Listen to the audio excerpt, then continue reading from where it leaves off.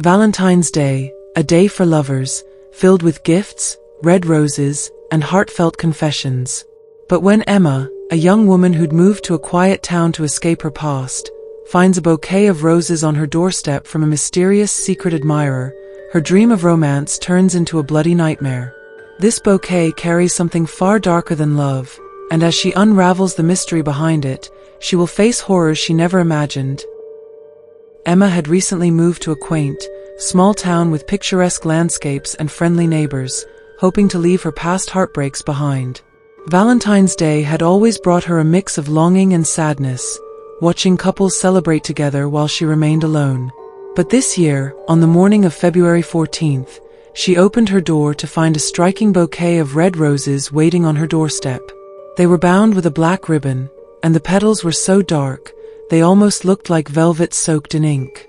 Curious and touched, she picked up the bouquet and noticed a small card attached. "To Emma, from your secret admirer." Her heart fluttered. She didn't have many friends in this new town, and no one had ever gone out of their way to surprise her like this. She brought the roses inside, placed them in a vase, and smiled as she admired them. But as the day went on, she began to feel uneasy. Every time she walked by the roses, she noticed an odd metallic smell, almost like rust, mixed with something earthy and unpleasant.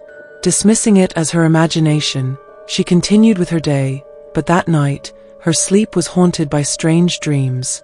In her dreams, she saw herself lying in a dark forest surrounded by roses, each petal glistening with what looked like drops of blood. A shadowed figure watched her from a distance, whispering her name in a chilling, rasping voice. She woke up in a cold sweat, gasping for air. When she glanced at her nightstand, her heart nearly stopped. The roses, which she had left downstairs in the kitchen, were now beside her bed. Her pulse raced as she reached out to touch one, and when her fingers brushed the petals, they came back wet. In the dim light, she saw her fingers were stained with a dark, thick liquid. It wasn't water. It was blood. Terrified, Emma ran downstairs, grabbed the vase, and threw the roses into the trash. She took a deep breath, reassuring herself that it was over, and went back to bed. But when she woke up the next morning, the roses were back on her dining table, perfectly arranged, as if they had never been disturbed. And this time there was a new note. "You can't escape me, Emma. You are mine." Emma began seeing glimpses of a shadowed figure standing outside her windows or lurking at the end of dark hallways. She knew she was losing sleep, but she couldn't shake the feeling of being watched. One evening, after hearing footsteps echoing through her house, she called the police. They arrived promptly and searched the place, but found nothing unusual. The officers suggested it was just stress or perhaps a prank from a neighborhood kid. But deep down, Emma knew it was something far more sinister. Over the next few days, the roses appeared everywhere, in her bathroom, her car, even her closet. The metallic smell intensified, and the petals grew darker, almost as if they were rotting. Her once cozy home became a cage of fear, and Emma grew paranoid, jumping at every creak and shadow. Finally, on the night of February 14th, she woke up to the sound of footsteps approaching her bedroom. Frozen in terror, she watched as the shadowy figure stepped out of the darkness, holding a single blackened rose. His face was pale, his eyes hollow and empty, yet filled with an unnatural longing. As he approached her, he leaned close, whispering, "I've waited so long for you, Emma. Now, you'll be mine forever." She tried to scream, but his cold hands closed around her throat, silencing her. Her vision blurred as he tightened his grip, and the last thing she saw was the rose, dripping with blood as everything faded to black. The next morning, her neighbors found her lifeless body on her doorstep, her fingers still wrapped around the stem of a blood-red rose. The metallic scent lingered in the air, and as they recoiled in horror, they noticed each petal was smeared with what looked like dried blood. Emma's Valentine had finally come to claim her. Samantha was no stranger to loneliness. Valentine's Day always served as a grim reminder of her solitude. But this year, when she received an invitation to a Valentine's dance with the one you love at a mysterious mansion in town, she thought her luck was changing. Little did she know, She was about to meet a partner who had waited lifetimes for this night, and who would stop at nothing to keep her by his side. Samantha had always been an introvert, with only a few friends and no family to speak of. She had spent the last several Valentine's days alone, scrolling through social media, watching as everyone else shared pictures with their loved ones. When she found an intricately designed invitation in her mailbox one chilly February evening, her curiosity was piqued. It was an invitation to a grand Valentine's Day ball at the old Ravenswood mansion, just on the outskirts of town. She had always thought the mansion was abandoned, but the card was elegant and persuasive, promising a night of romance, mystery, and magic. When she arrived, Samantha was greeted by a single ghostly attendant who took her coat and led her into the ballroom. The room was stunningly ornate, with crystal chandeliers hanging from the ceiling and mirrors that reflected her every move. But there was something odd. Though the room was beautiful, it felt empty, almost frozen in time. A slow, haunting melody filled the air, echoing through the hall as the shadows danced across the walls. Then, as if appearing out of nowhere, a tall man in a vintage tuxedo emerged from the darkness. His face was pale, his hair slicked back, and his eyes had a chilling, lifeless quality. Yet, his presence was hypnotic, and Samantha couldn't tear her gaze away. He extended his hand toward her and said, "May I have this dance, my dear?" She hesitated, but felt compelled to take his hand. His grip was ice-cold, and as they began to waltz across the empty floor, she felt as though she were in a trance. With every spin, the room around them began to distort, the chandeliers dimming, the mirrors growing foggy. As they danced, he whispered stories of eternal love, of a bride he had lost on a tragic Valentine's night long ago, and of his endless search to find her again. The more he spoke, the more Samantha felt her heart grow heavy, as if she were falling under his spell.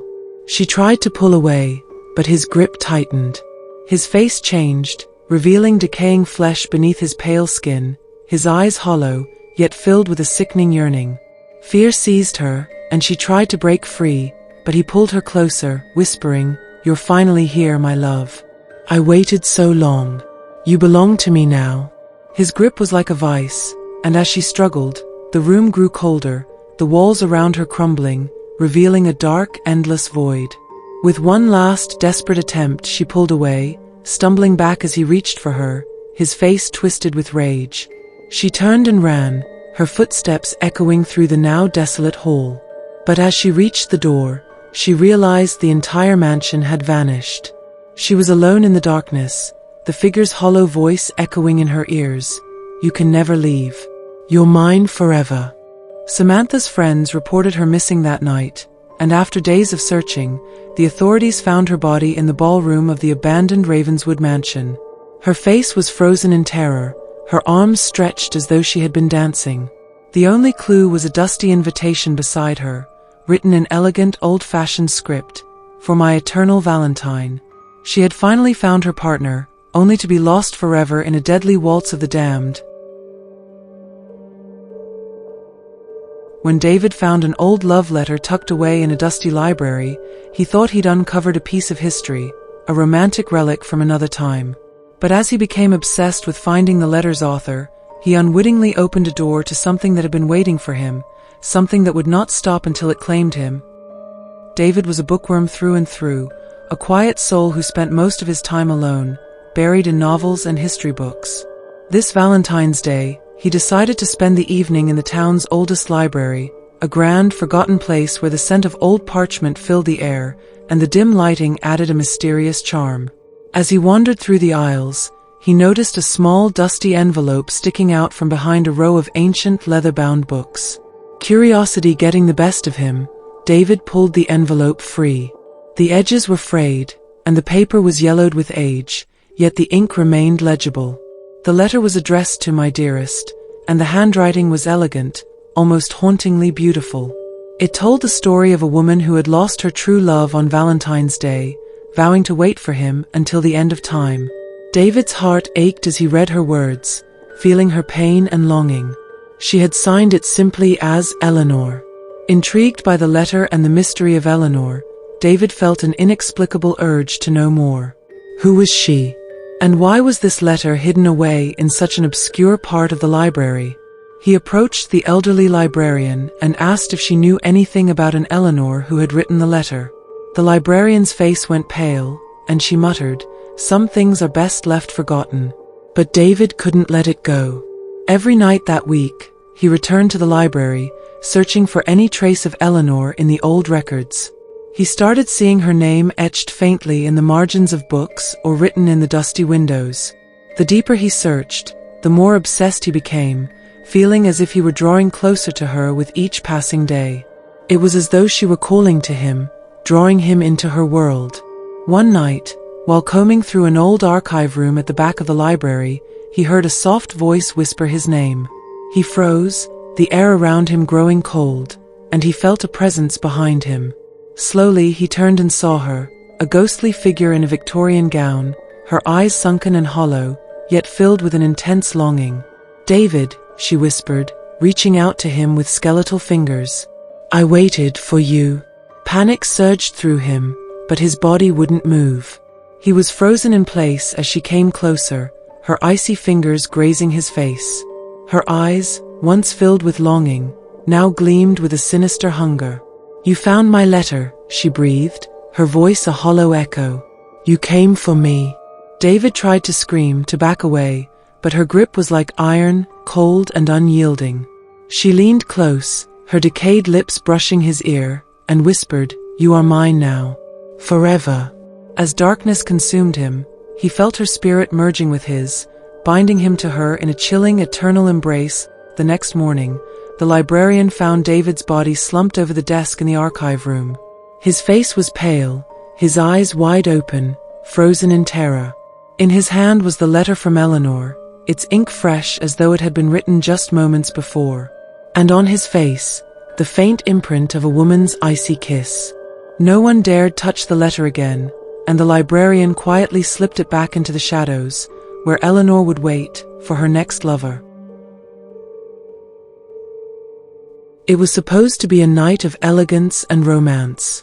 Claire had received an invitation to an exclusive Valentine's masquerade ball at an old mansion, one that was rumored to host the finest people in town. But as the night wore on, she would learn that not everyone who danced was alive, and that some faces were better left hidden. Claire had always dreamed of attending a grand masquerade ball. So when she received a beautifully embossed invitation to a Valentine's masquerade held at the mysterious Rosewood Mansion, she could hardly believe her luck. The mansion had been the subject of rumors for years, a place where society's elite gathered, draped in jewels and masked, to celebrate in style. Dressed in a lavish red gown and a delicate black lace mask, Claire felt like a princess stepping into a fairy tale as she walked up the stone steps of the grand estate. The ballroom was a sight to behold, with tall, glittering chandeliers casting soft light over the marble floors. Guests in elegant masks and gowns swayed to a hauntingly beautiful waltz, their identities hidden beneath intricate disguises.